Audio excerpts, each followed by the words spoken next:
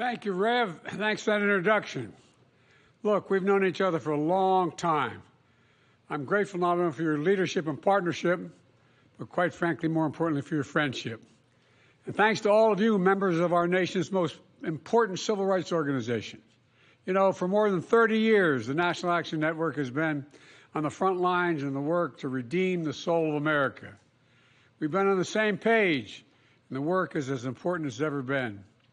You know, during your convention, you heard from members of the most diverse administration in history, our administration, starting with our Vice President, Kamala Harris, who's doing an incredible job, in my view.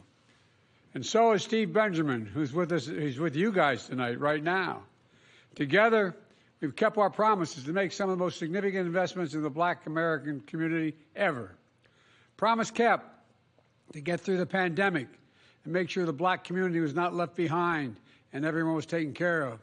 Put checks in pockets to cut Black child poverty in half.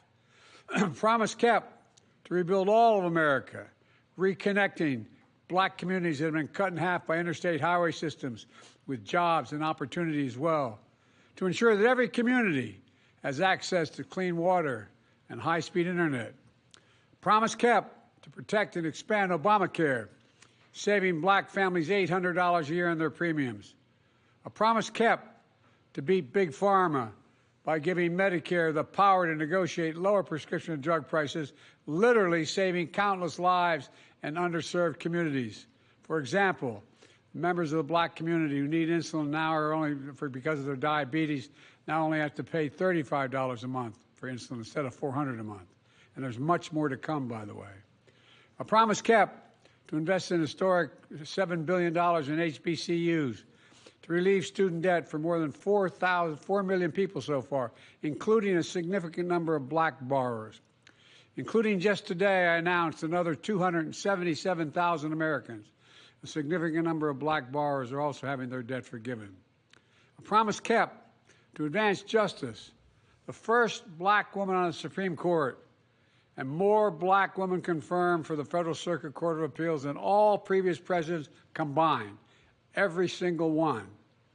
Most important executive order on police reform, to ban chokeholds, greatly restrict no-knock warrants, advance effective and accountable community policing. A promise kept to sign the most significant gun safety law in decades, the first law making lynching a federal hate crime, keeping my promise that no one should be in federal prison for merely possessing marijuana. A promise kept to advance environmental justice and to make the most significant investments in climate ever in all of our history. That's delivering clean energy and jobs all across America. The results are real.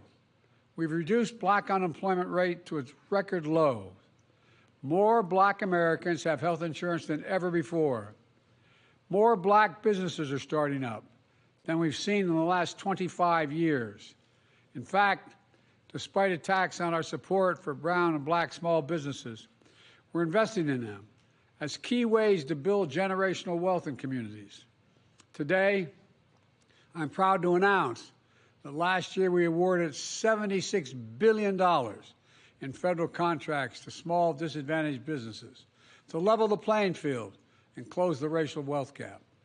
I also want to thank my dear friend, HUD Secretary Marcia Fudge, for an amazing career of public service, for leading the charge and making housing more affordable, for proposing a $10,000 tax credit for first-time home buyers, to building more rental units to bring rents down than ever before. We've launched a major effort to root out bias in home appraisal process, so homes in Black communities are no longer undervalued compared to the same home in a white community. Thus far, we've eliminated that gap by 40%, and we're going to continue till it's even. Put it all together, Black wealth is up 60%, and the racial wealth gap is closed the most in 20 years. You know, I would argue this is transformational change. We know there's much more work to do. There are real threats we face. There are more extreme voices out there who simply don't want to see people of color in the future of our country. They want to turn back the clock. Voter suppression, election suppression, ripping away reproductive freedom, getting affirmative action, gutting it, and attacking diversity across American life, banning books. This is 2024, banning books, attempting to erase history, embracing political violence like what happened on January the 6th. These extremists are determined to erase the progress we've made. But together we are determined to make history, not erase it. Make history, not erase it. Let me close with this, Rev. You know, we face a moment of choosing at a time when our very democracy is at stake. And that's not an exaggeration. Our democracy is at stake. One vision is propelled by anger, hate, revenge, and retribution. The other vision, our vision, your vision, of perseverance, progress, hope, and optimism, and everything the National Action Network stands for and embodies. Here's the future we can build together. I see in America where we defend democracy, we don't diminish it. I see America where, with your help, I signed the Freedom to Vote Act and the John Lewis Voting Rights Act into law, where I signed the George Floyd Justice and Policing Act into law, where we make Roe v. Wade the law of the land again, and we can do that. I see a future where we give hate no safe harbor, call out the poison of white supremacy. I see in America where the economy grows from the middle out and the bottom up, not the top down, and where the wealthy finally begin to pay their fair share of taxes, where working people finally have a fair shot with child care, elder care, paid leave. We're one of the only nations in the world that doesn't have paid leave. I see a future where we save the planet from a climate crisis and our country from gun violence. You know, my administration just yesterday expanded 2 days ago, expanded background checks. But that's not enough. We'll ban assault weapons, high-capacity magazines because we did it once, we got to do it again. We must get it done. And folks, I know we can do this. I've never been more optimistic about our future. You know, we just remember who we are. We're the United States of America. We've come out of every crisis stronger than we've gone into it. And there's nothing beyond our capacity when we act together. So let's keep acting together. I'm looking to you for help. I'm looking to you for leadership, and I hope you look to me for the same.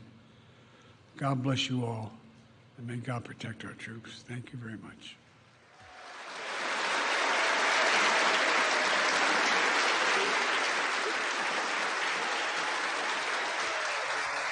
How imminent do you think an attack on Israel is from Iran, Mr. President?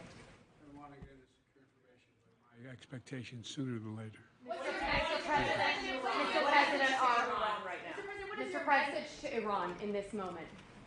Don't. Are American personnel and assets at risk, Mr. President? Mr. President, are American troops at risk as well? We are devoted to the defense of Israel. We will support Israel. We will help defend Israel, and Iran will not succeed. Thank you very much. What would trigger a direct U.S. response, sir,